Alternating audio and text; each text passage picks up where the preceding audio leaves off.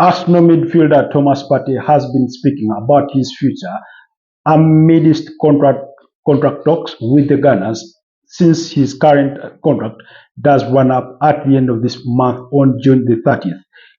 Mikel Arteta has made it publicly open that they are trying to renew his contract and that he would love him to stay at the club. Now, while speaking to a local media house, TV3 in his home country, Ghana, Thomas Partey said that the decision is up to the club and to speak with his agents or his representatives to reach a final conclusion. However, there are considerations such as happiness, his family, among other things that he needs to consider before making the final decision. And here is what he had to say. I think the first thing is, where are you happy?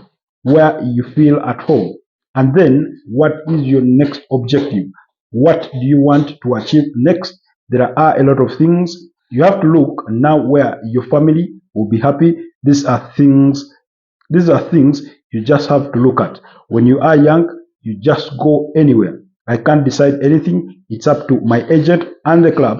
Me, I just want to enjoy football. So there you have it from the 31-year-old Ghanaian international, Thomas Partey, who had quite an incredible season last season with Arsenal. Of course, in terms of his availability for selection, he was one of the most consistent players in being readily available.